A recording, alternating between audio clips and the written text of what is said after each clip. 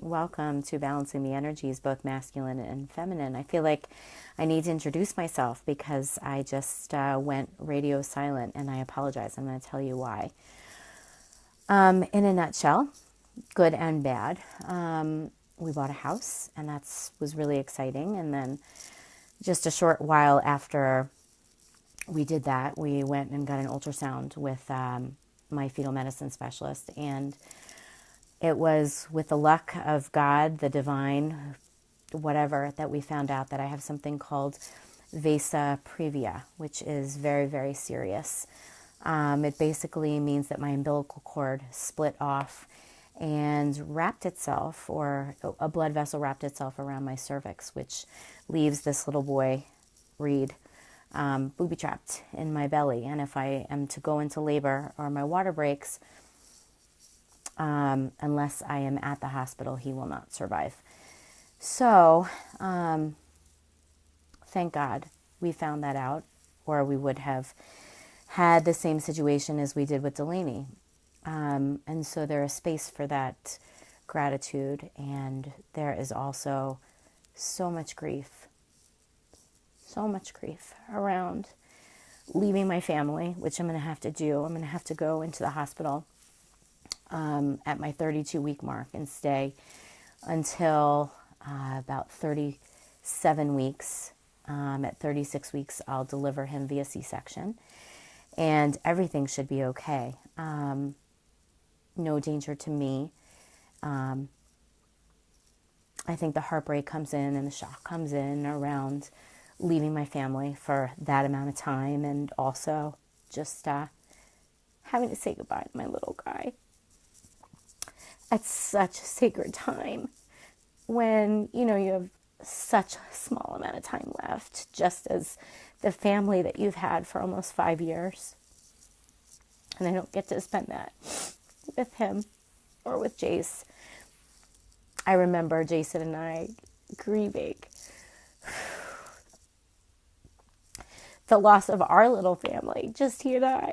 No, I'm grieving the loss of our threesome,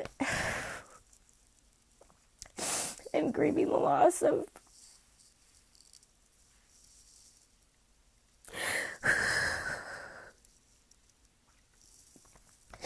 not being able to spend that time together prior to bringing Reed home, and not being able to explain it to Alex in a 4-year-old kind of way. And so it's all really heartbreaking.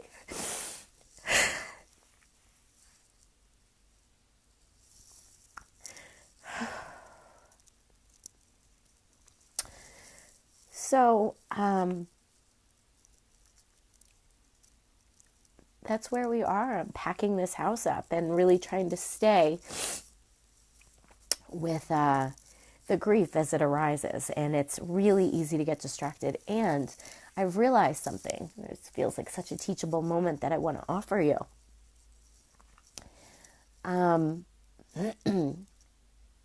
There is such a silver lining in this story, that we found out that that this is the case, that I have to go into the hospital and deliver Reed because it has a 97% mortality rate.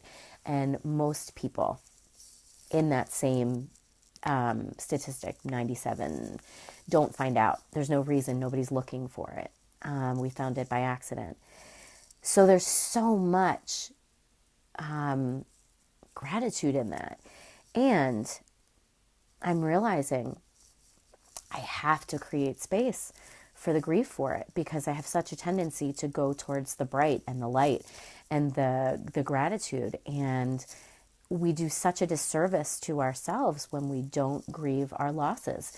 And I noticed I did that with Delaney. I would say things like, I didn't get to know her, so my grief is not as strong or as,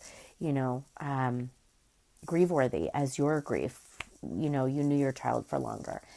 And so I want to offer permission to grieve our losses, whether they are big or small. I lost a scarf I really liked. Yeah, there's grief around that. Or I lost precious time with my son, even though I will have a healthy son after this. This became incredibly clear to me when Delaney died, and now in this situation where people would say to me, oh, this happened to my neighbor. They lost a child and they went on to have children after that. And so it just became part of me that this loss is not that big. And fucking A, it was huge. And so with this one, I got text messages from friends saying, well, at the end of this, in 3 months from now, you're going to have a healthy child. Yep, that's all true. And there is loss here. Lots of loss. And so I want to offer you that where there is loss, let there be loss. Where there is joy, let there be joy. And we can have them both equally. So just to say, I will be offering another class.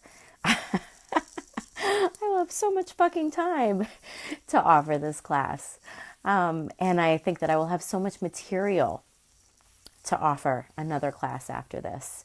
So I would like to offer another class after this. And I think I will clean myself up a little bit and get a better idea of what I want it to look like. And I'll share that with you. I think it will start in the next couple of weeks. And I think the title of it is going to be Staying Awake.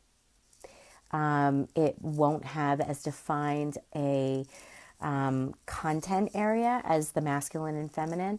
It will have more of like, what do we need to learn on a day-to-day basis to keep us awake, keep our neighbors awake. So if you are interested, let me know. And yeah, that's it. I wore pink to see if I could like make up for what's going on here. And I don't really think it's working, but that's okay. Thanks, you guys. Thank you for giving me a canvas to offer these emotions that seem to be all over the place in the last couple of weeks. So thank you for that, and for holding this container in this space over these last couple of months. It's been such a wonderful experience. Thank you. Love to you all.